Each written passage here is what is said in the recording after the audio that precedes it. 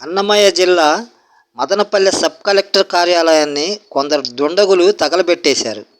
ఘటనలో కీలక కంప్యూటర్లు, దస్త్రాలన్నీ కాలిపోయాయి. ఆదివారం రాత్రి 11:30 గంటలకు ఈ ఘటన జరిగింది. అంతకు కొన్ని నిమిషాల ముందు వరకు కార్యాలయ సీనియర్ అసిస్టెంట్ గౌతమ్తో పాటు పలువురు సిబ్బంది అక్కడ ఉన్నారు. ప్రస్తుత ఆర్డీఓ హరిప్రసాద్ను బదిలీ చేయగా ఆయన స్థానంలో ప్రభుత్వ ఐఏఎస్ అధికారి మేఘా స్వరూప్ను సబ్ కలెక్టర్గా నియమించింది. ఇది అగ్ని ప్రమాదం కాదని, ఇందులో కుట్ర కోణం కనిపిస్తుందని డీజీపీ ద్వారకా తిరుమలరావు స్పష్టం చేశారు.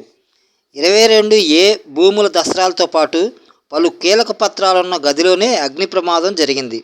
ఇందులో పెద్దిరెడ్డి ప్రమేయం ఉండొచ్చని పలువురు భావిస్తున్నారు. వ్యక్తిగత కక్షలతో ఓ వ్యక్తిని ప్రత్యర్థులు చంపేస్తే ఢిల్లీలో ధర్నా చేస్తానంటున్నావు.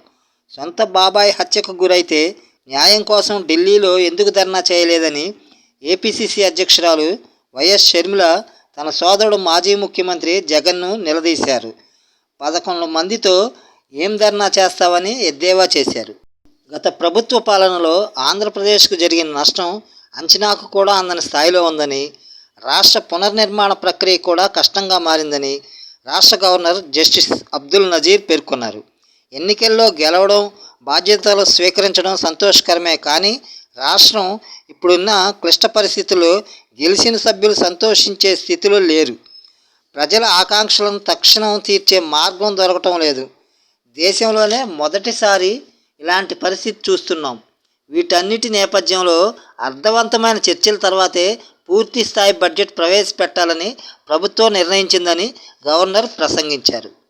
పార్లమెంటులో కేంద్ర బడ్జెట్ను నేడు ప్రవేశపెట్టనున్న నిర్మలా సీతారామన్ ప్రస్తుత ఆర్థిక సంవత్సరంలో వృద్ధి రేటు 6.5 నుంచి 7 వరకు ఉండొచ్చు. ఏటా 78,50,000 ఉద్యోగాలను సృష్టించాలి.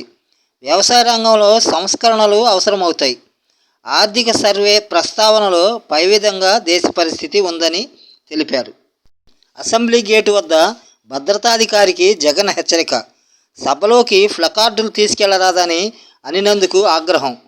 పోలీసులతో వైకాపా ఎమ్మెల్యేలు, ఎమ్మెల్సీలు వాగ్వాదం. ప్రస్తుత సమావేశాలకు వైకాపా దూరం. చట్టాన్ని చేతిలోకి తీసుకుంటే సహించనని, తప్పు చేస్తే తరతం భేదాలు చూడనని, రాజకీయ కక్ష సాధింపులకు పాల్పడొద్దని, వైకాపా నాయకుల్లో మనము చేస్తే ప్రజలు హర్షించరని కూటమి కార్యకర్తలకు, నాయకులకు చంద్రబాబు హితవు పలికారు. నన్ను 53 రోజులు జైల్లో పెట్టారు. కక్ష సాధించవలసి వస్తే మొదట నేనే ఆ పని చేయాలని చంద్రబాబు అన్నారు. పవన్ కళ్యాణ్ను ఇబ్బందులు పెట్టారు. ఆయన ఎలా స్పందించాలి? ఇసుకలో జోక్యం చేసుకోవద్దని పునరుద్ఘాటన. శాసనసభ సమావేశాలు ఈ నెల 26 వరకు కొనసాగనున్నాయి. 2 బిల్లులు ప్రవేశపెట్టడంతో పాటు 3 శ్వేతపత్రాలను ప్రభుత్వం సభలో ప్రకటించనుంది. సభాపతి చింతకాయల అయ్యన్నపాత్రుడు అధ్యక్షతన సోమవారం నిర్వహించిన శాసనసభ వ్యవహారాల సలహా కమిటీ సమావేశంలో ఈ మేరకు నిర్ణయం తీసుకున్నారు. ముఖ్యమంత్రి చంద్రబాబు, అసెంబ్లీ వ్యవహారాల శాఖ మంత్రి పయ్యావుల కేశవ్, జనసేన తరపున మంత్రి నాదెండ్ల మనోహర్, భాజపా తరపున ఎమ్మెల్యే విష్ణుకుమార్ రాజు ఈ సమావేశానికి హాజరయ్యారు. వైకాపా నుంచి ఎవరూ రాలేదు. సోమవారం ఉభయ సభలను ఉద్దేశించి గవర్నర్ జస్టిస్ అబ్దుల్ నజీర్ ప్రసంగించారు. ఆయన ప్రసంగంపై ధన్యవాదాలు తెలిపే తీర్మానం ప్రవేశపెట్టి దానిపై చర్చను మంగళవారం చేపట్టాలని శాసనసభ వ్యవహారాల కమిటీ బీఏసీలో నిర్ణయించారు.